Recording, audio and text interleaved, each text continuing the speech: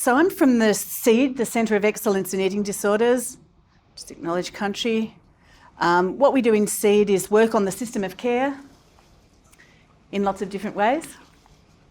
This is our vision, should be done tomorrow.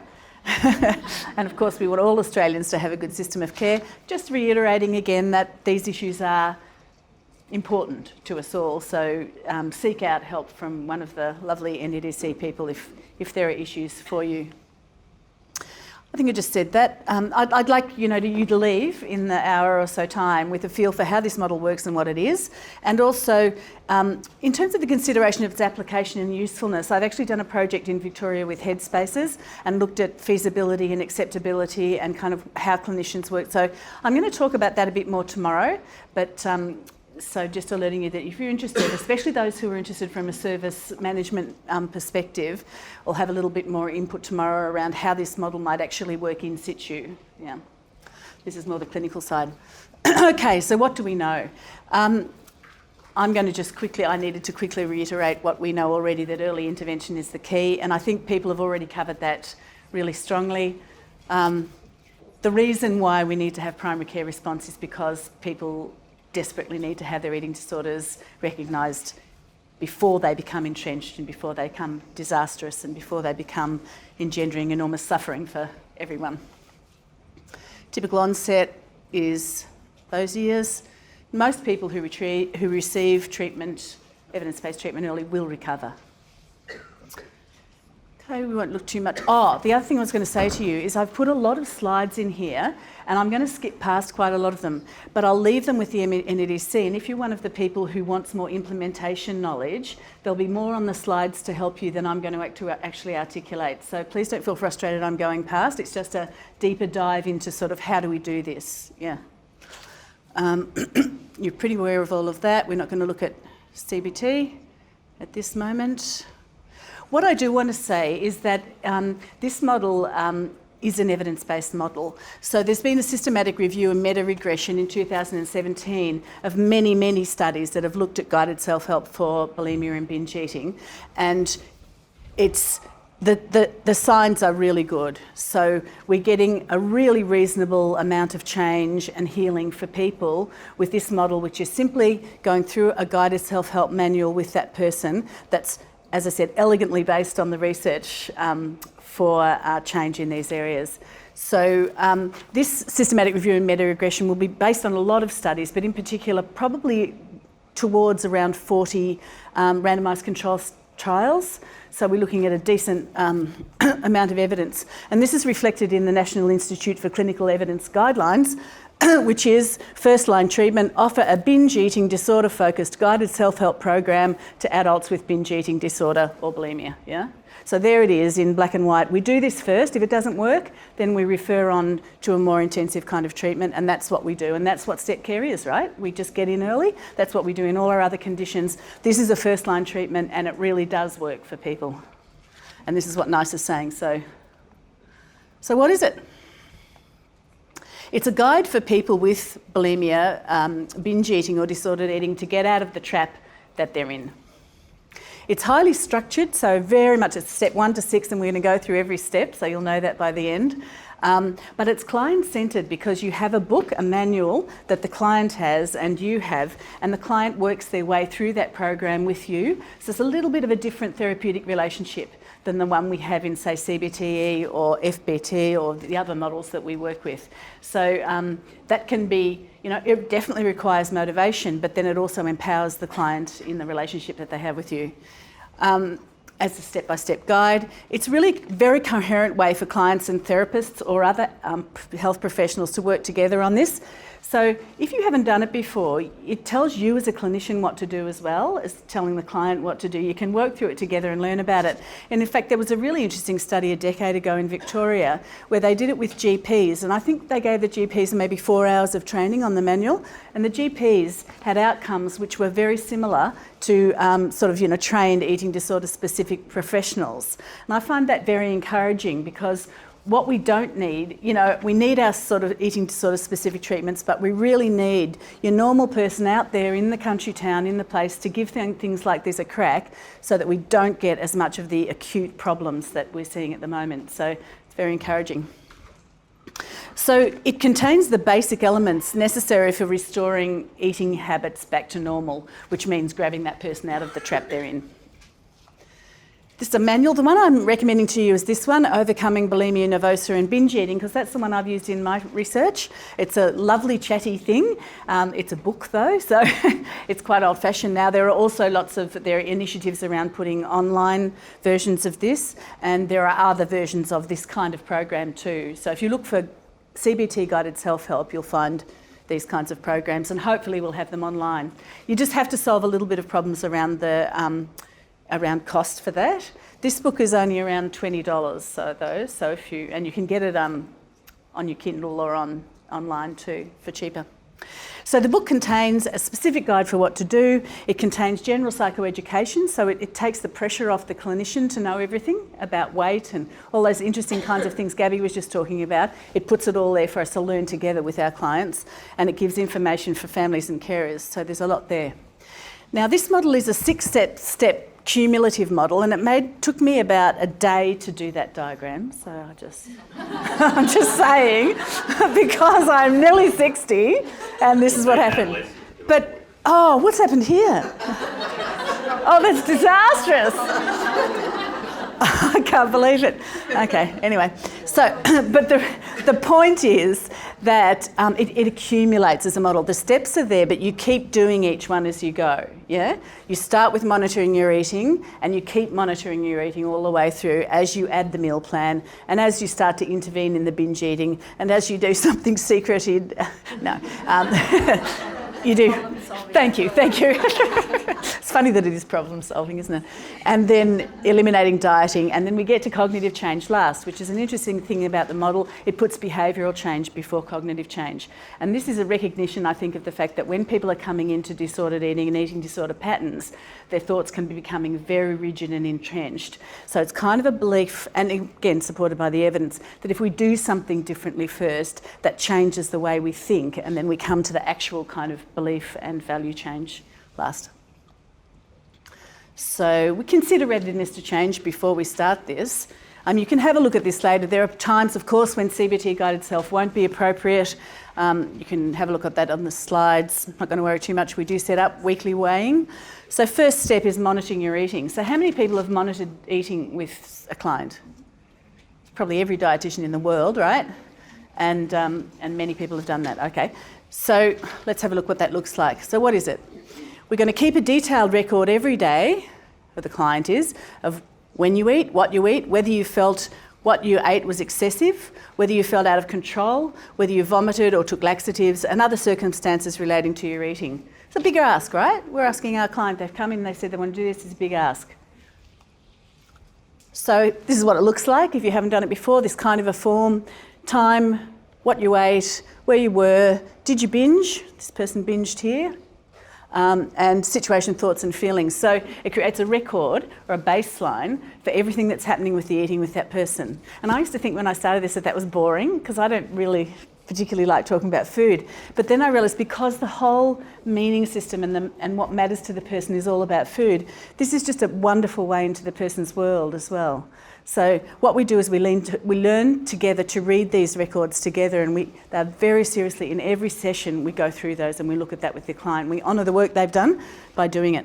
Do you think that there would be any benefits for the client in doing this? Or yes. Yeah, well, what are you thinking? Actually reflecting on how they've eaten during that week and Yep. the reason why and the background, and seeing actually a visible documentation. Yeah, so absolutely. So reflection and actually seeing it out there rather than it being a chaos inside yourself that you try to do well and then it goes badly and then it's awful and then you feel terrible. This starts that process of moving the thing away from you and it becomes something that you can look at. So many clients do experience an enormous sense of relief.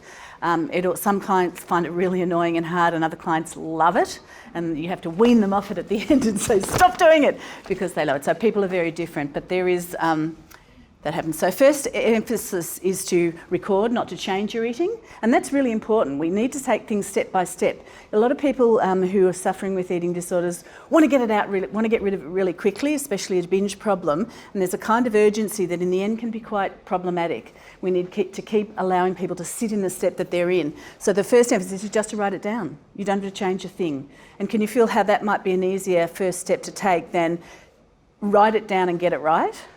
You know, because that's like solve the whole problem in 1 week. So we sit in the step we're in. What, when, and where it was eating, as I said, all those aspects about it. So it's a psychological tool rather than a food record. So some people will say, I can't bear to do that, I've done it before, it makes me more obsessive, these kinds of things. The rationale that I have found to be most effective is that this is the way we're going to get a baseline together. This is the way we're going to talk together about what's really happening for you. Otherwise, when I see you a week later, so many meals have happened, so much has gone on. This gives us a way to really know where we are so that we can change and we can actually get a sense of how things are going. So, but you'll find your own way to do that. It's about being accurate and honest. Why wouldn't people want to be honest about what they're eating? Shame about the binging in particular. Quite big ask, isn't it, to write down all the things that you actually ate in a binge? Hard to say, hard to write down. But, you know, what is that then? They bring it in and they manage to do it, and you manage to receive it without being in any way shaming, in fact, being normalising and kind. That changes. That's therapeutic in itself, isn't it? Complete the food records in real time is what they're asked to do, and it's not obsessive eating disorder kind of recording. So I'm just going to introduce you to Grace. So Grace is a person, we'll just think about how she went through this. So Grace is 19 and she got into a binge eating pattern sort of, you know, in her 18th year. She came along to Headspace. She said, I come for depression. But after session 4, when they asked her some questions about eating, it became apparent that actually she was having a pretty strong binge purge problem and had trouble talking about that. And when she heard about this, she decided to have a go. She didn't really see much hope in it, though. She didn't really think that anything would be likely to change her problem because it felt so difficult. But she thought she'd give it a shot. So this is Grace's first sheet. She's had coffee, something at 1 p.m, something at 5, and then she had a binge at night. And this will be the absolutely classic pattern that you will see of restriction during the day and then binging at night. It's not always true, but it's mostly true. Yeah. So that's step 1. Grace took it on pretty well. So before we move on to step 2, with the client we decide whether we're ready to go. So it isn't us as the therapist who's saying, have you done this right? What we do is we look at the listeners, really nice. We're always referring back to the book as the expert and saying, you know, what is it that we do? Are we ready to move on? So we'd be asking those questions. Yeah, does that make sense? That might take 1 week and it might take 5 weeks. It just totally depends on how the person goes with it and what we need to solve. So we've done this one, and that's going to keep going while we institute a meal plan. What might be good about instituting a meal plan? Regular eating? Yep. This is the spine of eating change, and I can see lots of you already know this, that the spine of getting better from an eating disorder is regular eating. Because if you can eat it regularly, it changes completely. Your relationship with eating changes all of the parameters around blood sugar and mood and things like that, and it just makes it possible, much easier to stop binging and things like that. So we're going to start here instituting a meal plan. We start, though, with learning to eat 3 meals or 2 or 3 snacks a day. So first we start on pattern. So again, we're not changing straight away what you're eating, we're just changing the pattern in which you eat it. Like I had one person who was very restrictive and she was like, well, I could put the yogurt-coloured, covered sultanas at 11 o'clock instead of, at 2 o'clock with my lunch. And I was like, yeah, okay, cool, that's good, So it's the pattern that you're doing rather than the content of the eating first. And again, that's compassionate because, again, if we jump too quickly, it's really hard. I have to eat regularly and I have to get it right is a big step, whereas I have to eat in these slots, maybe can come at it more easily. So that's what we do first. And we don't eat at the times when it isn't in that pattern. So planning is a moment for many people where they get a relief, a sort of secure. Again, it reduces that sense of chaos and personal sort of blame around eating. And it's hard though.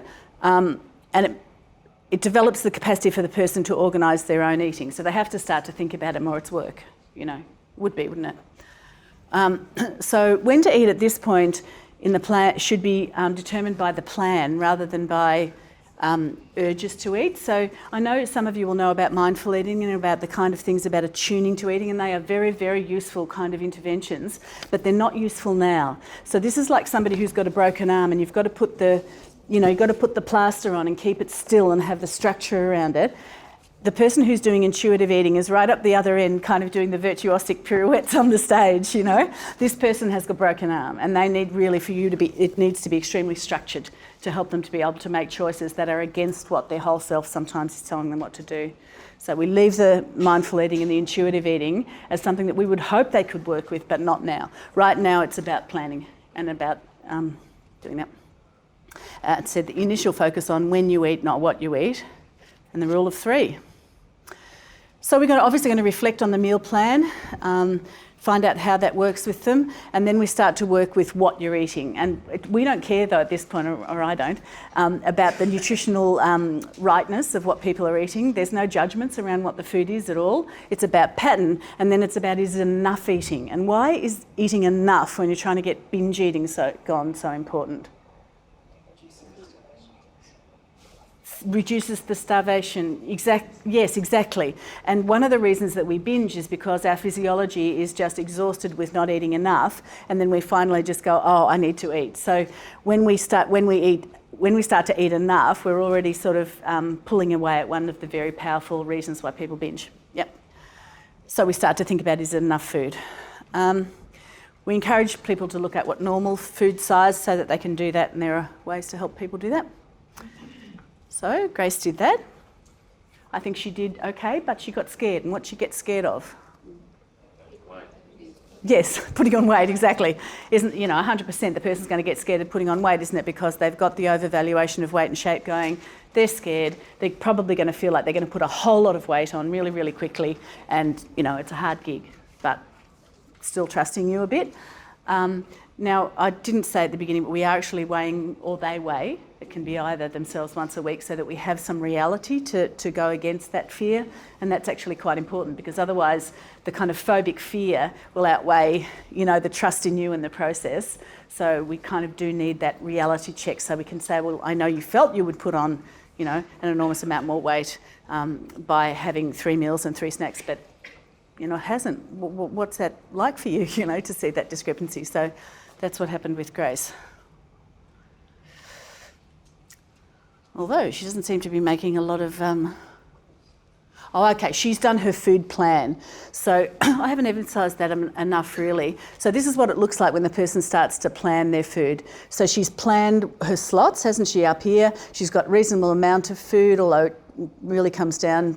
Afternoon snack is grapes. It's probably not enough, but she hasn't actually been able to carry out that, and she's binged. Yeah? So we're going to be working with our client with this.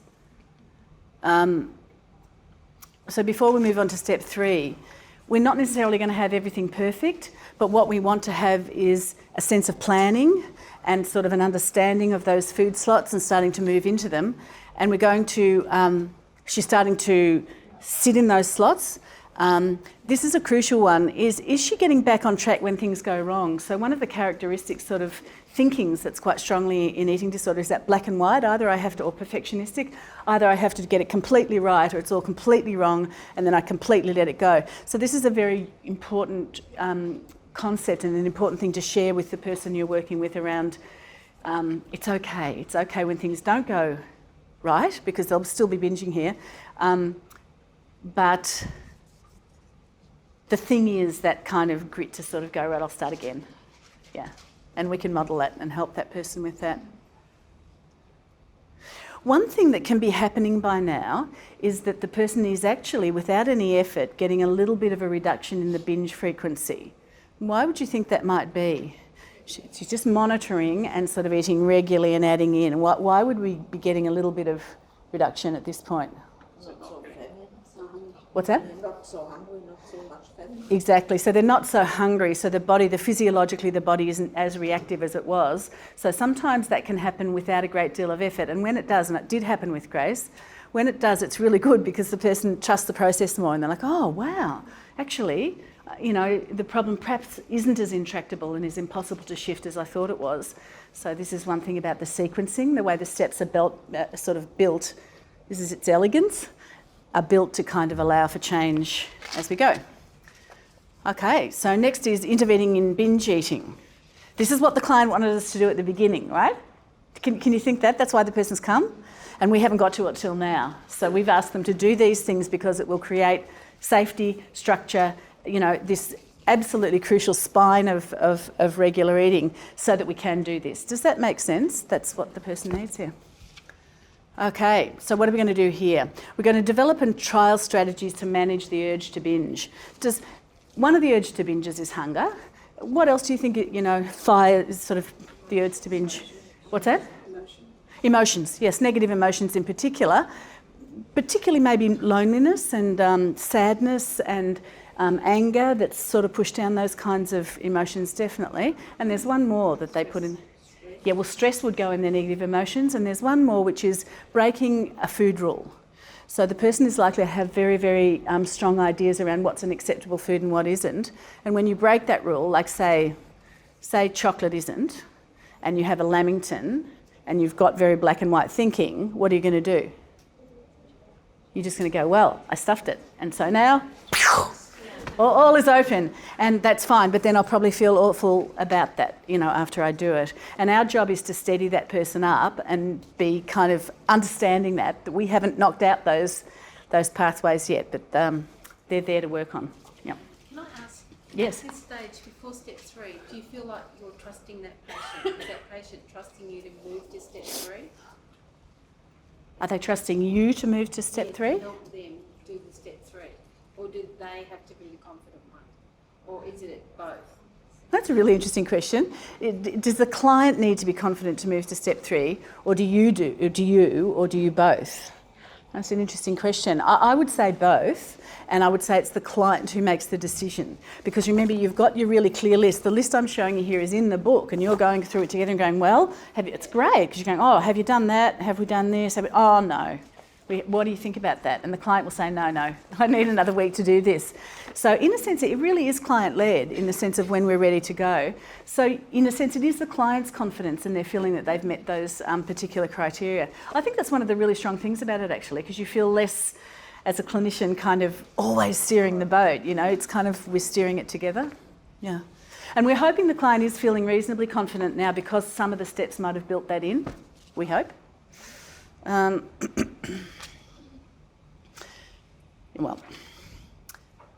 We okay with what is a binge?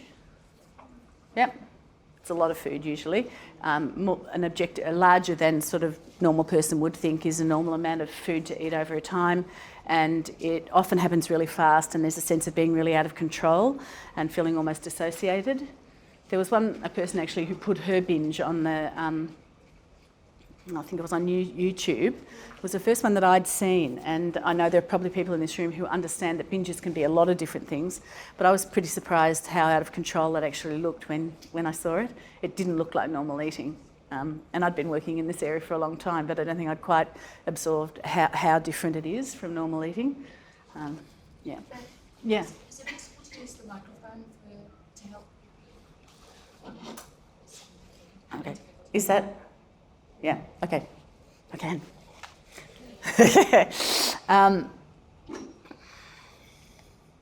Okay, so step 3, we're going to be looking at, the manual is going to give us psychoeducation and it's going to introduce skills. We're going to look with the person about how can we plan ahead rather than the binge being experienced as something that just comes and whams into me and I have no choice. We start to plan ahead for the binge and can see how we've already started to do that because we've already put so much more stability into the eating system. We're going to encourage and work with our client to be able to intervene in the moment. So a lot of people will feel about the binge that once it starts, once the trigger hits, and that's very different for different people. It might be when I turn the car left and I've headed towards Macca's, that's it. All bets are off. There is nowhere in that chain of sequence between that and when I get home and eat it all that I could change anything, It just depends how that works for the person, but most people will feel like it's really impossible to intervene, and we're going to help them to challenge that kind of idea. We're going to begin to list alternative activities and to trial and adapt these as homework.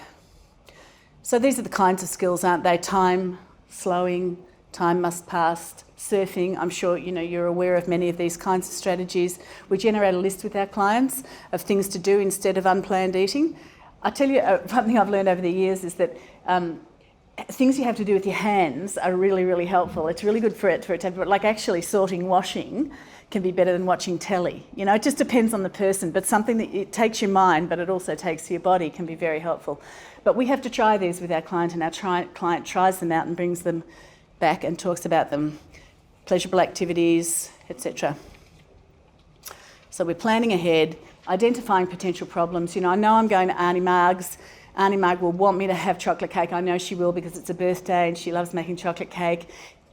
At this point, we're probably not really having binge trigger foods if we can avoid them. How am I going to manage that? You know, am I going to have a bit and then tip over and do the whole thing? Or am I going to find a way to be assertive with Auntie Marg and say, you know what, I love it, but I love you, but I don't at this moment love your chocolate cake, you know, those kinds of things. So this is Grace's list. She's got call a friend, which is huge. Obviously, talking to someone else. Very hard to binge while you're talking to someone else on the phone or whatever. TV, music, tell mum, tidy room, do washing, go for a drive, lots of things like that. Let's have a look at, would you like to, I would think that would be good for me to stop talking for a minute. And I have a little film of Grace, role played by a professional actress with Carmel Fleming from Kudos. Anyone know Carmel? Yeah, who did a lot of this work, yeah. And they're role-playing this step. So this is actually Grace, role-played, and Carmel doing the intervening in the binge thing. So, yeah. What kind of happened was that Grace did have a shot at these different activities, and she had some success, but she also had some failure. So she also found that some of the activities just didn't work at all, and then she had a fight with her mum, and then she just went and binged anyway. So she experienced both, you might say, positive change, but also kind of despair in that week. And this is what's going to happen as clients sort of work through the work. They're going to have moments where they feel more hopeful and more like this might work, and times when it might really feel like, no, this is all hopeless. And remember, we're dealing with somebody with pretty black and white patterns, so we need to be alert to kind of how we can then kind of help that person to manage. Okay, so we've got to intervening in binge eating. And that is quite an emotional time for the client, because we're going to be talking about feelings, aren't we? And we're going to be identifying triggers for when that's likely to be happening. Can you imagine that they're still monitoring? So when they're bringing in their sheets, we'll have those thoughts and feelings column, and that's really where that information is starting to really come into its own, because we can start to, for example, Grace's fight with her mum, and then that happened and she had her binge, and so we can start then to work with her about, gee, is that something that happens? Is that a pattern? So we're constantly working with our client around what the patterns are, and being able to find out, is there something actually between Grace and her mum that makes things really difficult, that really creates feelings that at the moment Grace isn't able to handle? So then we would work with her on kind of how she might manage that through assertion or through whatever it is that we might need to help her with. We on track despite our disappointment? Okay, so the next secret one is the problem solving. So this is a recognition, I guess, that it's a really general psychological and kind of life skill, isn't it, to do problem solving, and we help our clients by doing this at this point. We learn the steps of problem solving, and we apply them to both eating problems and other problems. So you're probably really familiar with how to do this. Again, the manual's going to tell you we're going to talk about problem solving in the brain and binge eating, and we're going to introduce a 6-step problem solving model, which is absolutely not rocket science. It just is looking at what the problem is, identifying the problem, specifying the problem accurately, which may be news to especially young people, might find that a really interesting and a really useful step in its own. Have that brainstorming time where you think of any kinds of solutions, which sometimes they can be really funny too. It's really good to be kind of wild about that. And then to consider as many solutions and to think through what would happen if I did that. It might be with the problem with, Grace's mum, I don't know. She might say, what, I'll shoot my mum? I don't know. And then she would think, well, what would be the implications? Well, they would obviously outweigh the positives of that solution. And then helping the person to really look and see what might be good solutions. Then to choose the best solution or a combination of solutions, act on the solution, and then come back and critically reflect on that with you. Yeah. So you're really reinforcing the person's capacity not to be so overwhelmed by life and to be able to really look at what are the things that impinge on me and trigger the problems that I have so that I can be more proactive. And obviously that's going to help them. And why is it going to help them with their binge eating so much? And get some control. Gives them control, so they're going to feel more in control. What else? They'll deal with their issues in a better way other than continuing to make themselves feel. Exactly, so they'll deal with their issues in a different way because the binge eating and the eating problem in general, obviously one way of seeing it is as a coping strategy. Yeah. Okay, so typical problem themes might be depression, it might be relationships, often relationships, and it might be actual situations with food as well. It might be things like feeling fat. Okay, so before moving to step 5, has the client been identifying problems that make her upset or into binge triggers? Has she been using the problem-solving techniques to deal with these? Has she found that recording and structured problem-solving has helped her deal with circumstances? So just an example from Grace. She was going to have lunch with a friend, which would have been good because when you're with a friend, it's much easier not to binge or not to get, restrictive or whatever it is. But the friend dropped out, and it meant that she was going to be in the mall on her own, which was a trigger for her because the mall can be a really difficult place when you're trying to make food choices. There's too many possible choices, and it can be really overwhelming, and people can find it. Typically in the past she might have been in the mall and that would lead to a really big binge, and she would end up in the toilets at the mall, throwing up the food and feeling just absolutely terrible. So she saw, oh, this is a problem. So the problem is my friend isn't coming. How will I manage lunch? And she did sit down and do her, what exactly is the problem? What could I do? And one idea was I could go home immediately. But if she did, she would have missed work in the afternoon, and that would have had bad, that kind of thing. So what she worked out to do in the end was to buy something quite contained and take it back and eat it in the back room at work. So it contained her and made it possible for her to get through that problem. I mean, it sounds really simple, but when you're in the centre of it and food is so big and it's so ingrained, being able to kind of problem solve and, as you said, get control and feel like this isn't all overwhelming is really helpful. Okay, we're up to eliminating dieting. So how do you think that people are going to feel about this step? Anxious, yes, because they're going to feel really concerned about being fat, and because many of our clients have an almost phobic relationship with eating different kinds of foods. It's going to be a bit of a sell, do you think, to people? Well, there are a lot of different ideas out there about food, aren't there, and what's appropriate. So we're going to learn to stop dieting, restricting food intake. Now, again, thinking of the model as being cumulative, we've already done some things that have helped with this. So what have we done that's already helped with this? Having a regular eating pattern and a kind of at least fairly adequate amount of food, isn't it? That's already stopped the top kind of dieting that there is. So 3 ways of dieting. One is to not eat or fasting, yeah? And most people who have a binge problem, or probably, I think I can say most, will have a restriction pattern that goes with it, and they won't be aware of their restriction pattern, and the restriction pattern feels safe. So when you start to work on the restriction pattern, it's going to be really scary because it will ignite all those fears of what can happen when you eat too much.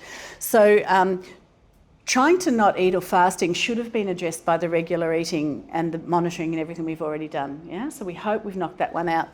Restricting, the person is likely though to still have a lot of really strong ideas about food and rules around that. So restricting, e.g. certain food groups, less than 1,200 calories a day, I don't know, however many calories a day, this needs to be addressed because this isn't sustainable. Because what's going to happen if they keep on trying to adhere to these food rules?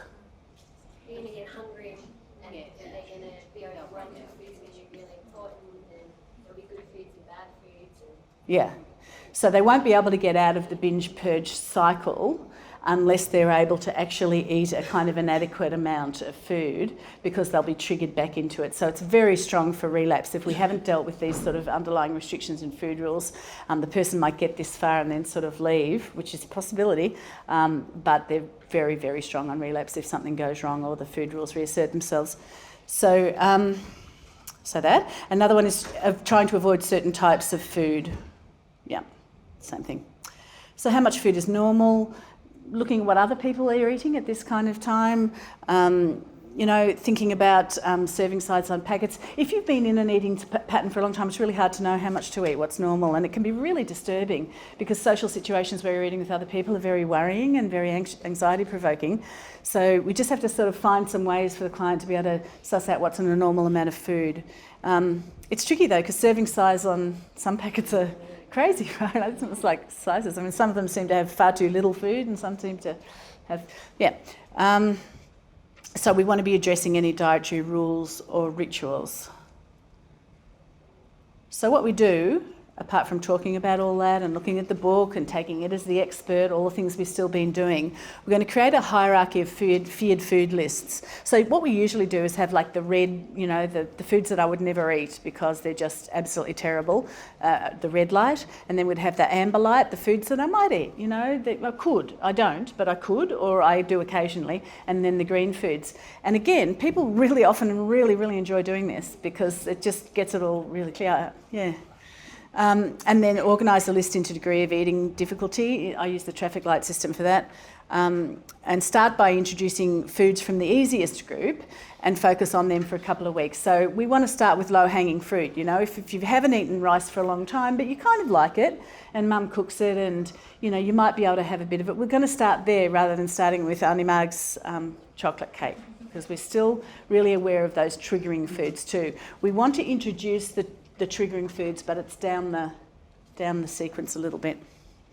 Then we move to the harder group and so on. Obviously, if we were going to do that completely, because the lists are quite long, that would take a very long time. So this is Grace's list. So we wouldn't have enough weeks to go through every single food, but what we do is take some foods from each group. Yeah. Does that make sense?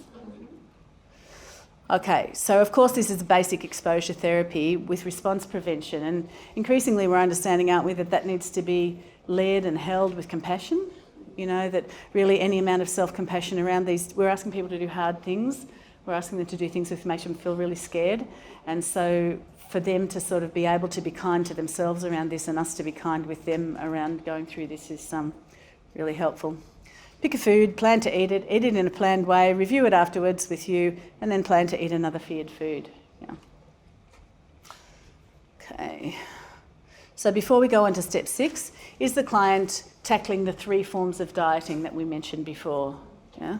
Are they incorporating dangerous foods or feared foods into their normal eating? Another way you can do this is eat it with them, More and more that is becoming a lot more sort of practice, I think, across the field, no matter where the severity is to actually be with people, say, well, how about we do this? What about we go down to the coffee shop in the next session, we have a muffin together, we talk about other things, those kinds of things.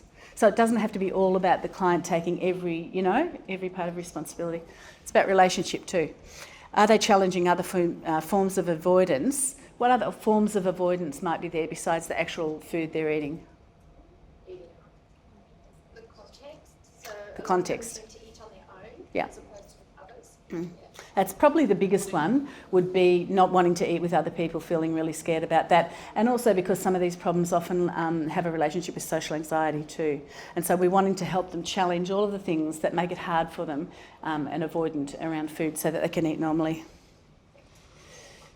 Okay, so we've got to eliminating dieting. And now we're up to the cognitive change.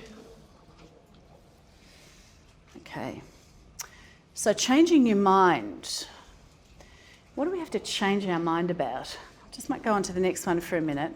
So we talk sometimes, don't we, about the eating disorder mindset, and this is something that's often used in CBT understandings of eating disorders.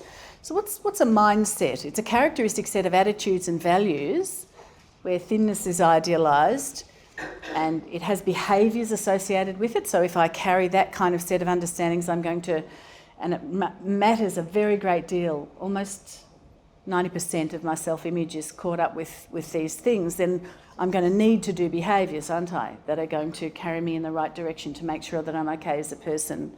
So I'm going to be doing this, the attempts to avoid weight gain. And my self-worth is just so bound up in this, and this is where this really is a mental illness. So this isn't about, you know this, but it is not about vanity or self-preoccupation or self-focus. For some reason, and it seems increasingly genetic and neurobiological, for some people who restrict their food, their brain just goes into this absolute spiral of obsessive thinking around food and weight gain and that kind of thing, and that's where the person may still be.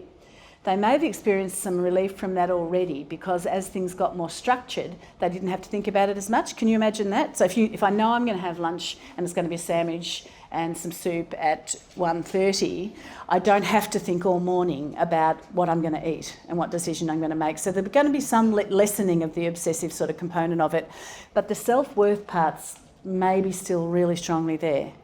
So in the CBT understanding of an eating disorder, most of the other features, the behaviours and the things that we've been working with before, can be seen as secondary to the concerns about weight and shape and what that means to me as a person, how I feel about that. So that's the mindset. I suppose something that I've noticed clinically is a mindset makes it sound like it's all happening up here, but actually it happens, it's a body set at the same time. So if I'm feeling panicky or bad about myself, I'm going to be thinking certain things to do with my eating disorder if I've got that, but I'm going to be feeling certain things as well. And it all feels very real. Because I can feel it in my body at the same time as I'm thinking it, it can feel very real. So at this point, we're kind of trying to help people take apart those compelling and sort of experiences which feel very real, but that are all reinforcing this sort of sense that weight and shape are so crucial. Is that making sense? Yeah. Yeah. Okay, so going back to this then, we want to help our client now, and they're going to be reading the book, remember, and looking at too. They're going to be thinking about this mindset idea about how important weight and shape are to you. So that's about values, isn't it? It's about kind of how you think about meaning in your life. So we're going to be using different kinds of strategies to help them with that.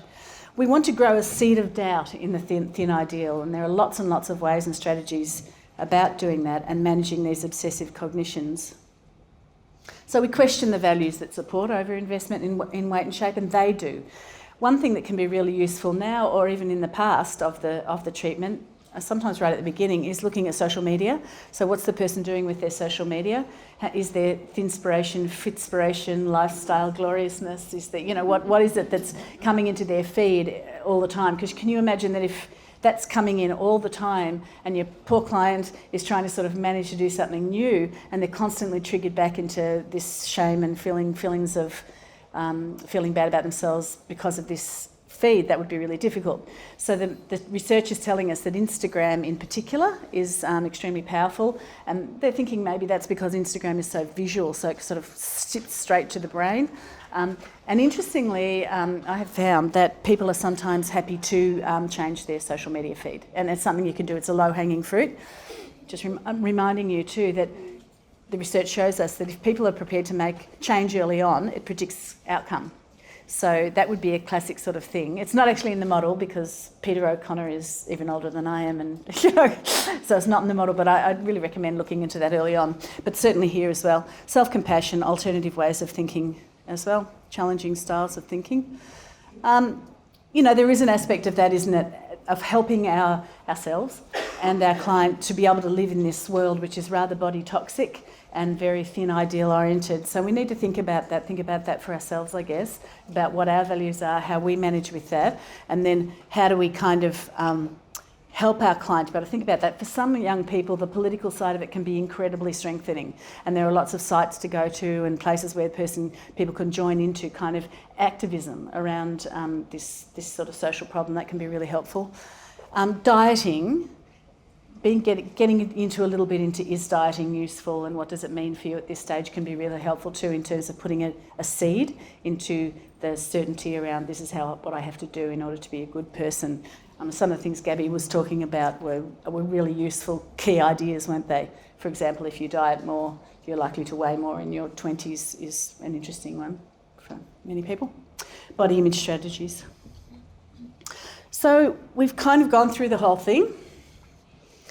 So it's cumulative. They're actually still doing this. This might have sort of dropped off a little bit as we've been going. It might get less common, but it's still kind of there. They're still eating towards in their meal plan. It's probably become more like second nature though, rather than something that they're kind of having to struggle to do, but they're used to it. And then we're still doing this, we're still looking at when are the triggers. So the person's in some ways got to know themselves better through this process too, about their emotions and who they are. Then we're making sure that restriction that underlies the binge purge cycle is gone or going. And then we're looking at what is this that, how does this work for you? What are your values? I mean, from an ACT perspective, we all have as therapists, I suppose, other ways that we like to think about meaning in people's lives, and it's partly what we're doing here. So what we'd be doing, as we're sort of finishing here, we'd probably start to say, okay, are you ready to stop the monitoring now? Do you need to write down meal plans, or do you think, can you have a go at, so we're sort of dismantling or taking off the plaster, I guess, at this point. So we want to end well, maintain change. We do a relapse plan.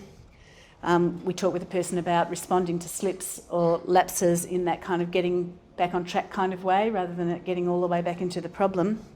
And then we're done. So there you go. How are we going for time? Excellent. Ready to go. So if you want to, this is a project that I did with Headspace using this treatment model. So we wanted to find out if it really was appropriate for a primary care context. So we worked with 4 Headspaces in Melbourne, and we worked with the leadership and talked about what their inclusion and exclusion policies were around eating disorders, which is really helpful and very containing for everyone. And they identified that they were prepared in their Headspaces to provide first-line treatment for bulimia and binge eating and disordered eating, and they chose this as a model. And then we worked with people in the Headspace to get the training to be the most accessible it could be. So it's like what we're doing here, but with lots of films of grace and lots of other things in it. And then we fine-tuned that, and we co-trained with the leaders of Headspace to do it. So it didn't only come from people from outside, if you like, it came from people within. And we also looked at what's the service system? Who do I refer to? If I'm worried about my client, if I've got to week 6 and this is going really not well at all, what are the next set of options? So positioning it within a step care model so that clinicians could feel, yep, this is something I can do, I get how to do it, I've got support in doing it, and I know where and when to refer. So we've got some feasibility and acceptability data about that. I'm just going to talk about that a little bit more tomorrow. So that will be more of like a service delivery kind of perspective on the model, whereas today's been more about how does it go, what does it mean? So I think we could just take a few questions now.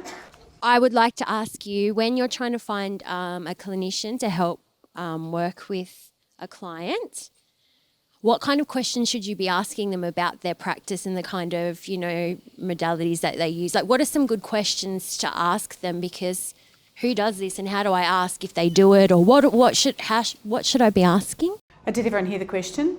So the question is, when I'm looking for a clinician to work with my client, and that could be either a dietitian or an allied mental health worker, how do I ascertain that the person might be on the right track for my client to get good evidence-based treatment? That's a bit tricky. That's a really good question. Yeah. I guess you're wanting to know if they've got some eating disorder experience, right? Yeah, sort of. I guess it depends on the client. It's a pretty broad question, and I guess you probably need to know what the client's key issues are and what you're looking for in the professional that you're referring to. You probably do want someone who's got some disordered eating experience, though. You're not going to want to send them to someone who doesn't, because you'll probably get inappropriate information. It's a bit like at the end, I'd said if you had nutrition issues with a client and you wanted to send them to a dietitian, you're probably not going to be good sending them to someone who doesn't have eating disorder experience, because they're probably going to get inappropriate information, general information. You need someone that's got a little bit of training behind them to be able to do that. I think I might ask some fairly specific questions around, because a lot of people do say they've got eating disorder experience, on their professional profiles and things like that. And it's not always true that they're working from an evidence base. So I'd probably be asking things like, so what sort of an approach do you take? And I'd be looking for, in particular, for them to say, well, I'll be working with the eating. I'll be working with the eating behaviour and I'll be understanding that. I mean, I really want to have a sense that they've probably got some experience to understand the person. This is in general, actually, but I'd be looking for behaviour. In relation to this model, it's a little bit different because this model is designed to be doable by people who are not eating disorder specific clinicians. So if you're prepared to give it a go and know it and do some training and maybe have a supervisor that you can relate to, you can have a go, you know. So because, as I said, it guides you through it. So, but that would be for a first line client. That would be for somebody who is exhibiting disordered eating or, you know, disturbing kind of aspects of their behaviour, or they could have had bulimia for quite a while, or they could have had binge eating for a while, but the person would need to understand, you know, the limits of that they need to refer on if it doesn't work. But do you? Yeah. Beth, in your experience, what's a reasonable time frame to get through from step 1 to 6 in terms of managing someone's expectations who's participating in it? That's a very good question too. So if I could just pick it up, I didn't go into this in detail, which I would in training, but we really talk with the person quite directly around how long this might take and whether they're ready to do it and whether it's a good time in their life to do it. So if you're in Headspace, we have actually had a go at sort of trying to get it to fit within the 10-session model, because that's really just, honestly, the remit of Headspace sometimes. So we've had a go, and the way we've done that is by doing intensive sessions at the beginning and then kind of spacing them out as you go, but keeping some sort of contact with the client, because remember, the client's got the book and the capacity as well. It'd be really hard to do it in 10 sessions. I think evidence-based is more minimum of 20 sessions. Yeah, but your point is really good, that it's really important to say to the client, is this a good time in your life? And if I'm going to Bali in a month, it's not a good time. Or if I'm going to Bali in a month, it's not a good time, you know. It needs to be a time when, or if, say, if, you know, my dad's really sick and he might die, isn't a good time to do this, because it really does require focus and commitment and that kind of thing. Yeah. I know that you were mentioning the research that's been done. Can you identify research that's looked at the experience of the patient in doing this? I don't know. Yeah, I don't know if we've got lived experience accounts of doing guided self-help. We will, because this model is actually attracting a lot of attention now, so I'm sure we will, but it's a very good gap. It may well be out there. There's a lot of research out there that's being done all around the world, so it's On quite guided possible. self-help? Yeah, so it could have been done. I'm looking at this particular model. Yeah, it could. Instead of Fairburn, I think it is this model. You know what I mean? They're very similar. As the experts, just when you've got that sort of, you know, we could Google, of course. We can go on There may be. databases I'm not and- aware of it, but it might be a gap because this model is sort of coming to its own more now. Just clarifying, Fairburn and Cooper were colleagues in developing CBT from the beginning, and so this is springing from very much from exactly the same roots. Very similar. Very similar. Yeah.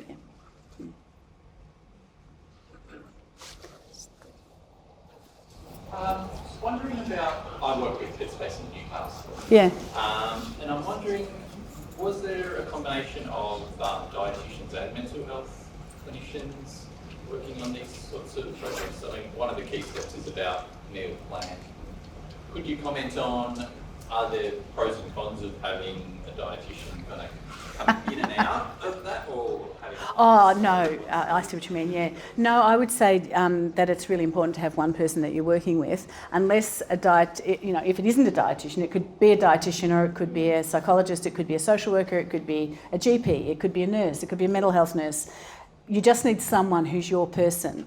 If though, sort of some really strange dietetic thing came up during it and I was doing it, I would refer for a consultation to a dietitian just to check that out, if that's sort of in the way of the process. Otherwise, I think a dietitian could do this model just as effectively as a mental health person. So you wouldn't routinely include a dietitian for this sort of model?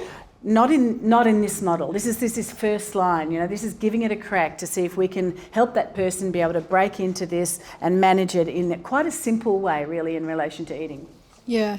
Sorry, Deanne. I was going to say, I'm a dietitian who's also the person to stuff it, and we do this, the dietitians do it. Yeah. That's brilliant at Headspace. That's fantastic. Yeah, a lot of dietitians do this type of work, and I mean, if you think back to prior to CBTE even being developed, this is very similar to what dietitians used to do back in the day, and it just happened to be a psychologist that was the one that took it on board and decided to develop a model that looked very much like what we did anyway. So yeah, dietitians are very, very capable of doing this, as are all professionals, and it is meant to be a first line approach. My question was more about specialist dietetic input around it. I think you would do that only if there was a need, in terms of if there were complicated issues that were coming up, or if it was a more complex case in terms of, the patient's not just simply able to do what you're talking about in session, then you're probably needing to up the level of treatment intensity as well, so that would change things. Does that answer it? I think it's the classic situation of having an integrated model where you may not want to specifically send that patient yet, but you will have a consultancy maybe with your colleague who you would have a discussion about. That's right. And ask for a bit of a case review among each other as a collegial way of discussing a case, and we do that in our model, and so it's very helpful. And then, setting up that confidence for that person to engage, perhaps with a very negative experience that they had with a dietitian because of what they thought at the time around their eating behaviour, lots of strong health beliefs, lots of strong messaging, and a lot of strong, like, I'm not going in that direction, I don't trust that person, this person's going to cause this problem for me. So building that confidence up and that readiness to start passing a person along to increase that support. Absolutely. So an example of when I would never consider doing this without a dietitian on board, but I still might do this model, might be someone who was pregnant, who was in the early stage of pregnancy. So I wouldn't feel at all confident about kind of making sure that there was enough food going on while this happened. But it might be really helpful for the person to be able to deal with these eating issues, before the baby's born. That would be an example. But another example might be if I've got a client in this and they've got really obsessed around week 6 or something about the microbiome, and I probably would ring Gabby, and say, listen, what am I meant to say about that? Because I didn't know until this morning. And then I would relay that information back in, because we don't want to complicate therapeutic alliances any more than we need to, and all the professions can do this work. Yeah, and likewise, all those comorbidities that I talked about, any of them that are related to nutrition are probably going to need the assistance of a dietitian. So whether it's allergies or celiac disease, or an athlete even has complex nutrition needs, they're all going to be beyond the scope of just a general health professional. You'll need nutritional input and then. Similarly, I guess if the dietitian was doing it, or the GP, and the person started to get really, really depressed, or there was any self-harm or psychiatric risk, then you'd probably be saying, we need this to be a team. We need a team approach even at this first line level. But remember that this model is really your first shot. And then if things start to get really complex, you're going to be referring that person on anyway. Yeah, I'd be very interested in knowing the data that's out there for the patient's lived experience, because I think that's going to inform our practice better. And when do we integrate, and what did that feel like for some people? Everyone's going to be very, very different. It'd be interesting looking at that perspective. Yeah. We done? We're done. Thank you. Thanks, everyone.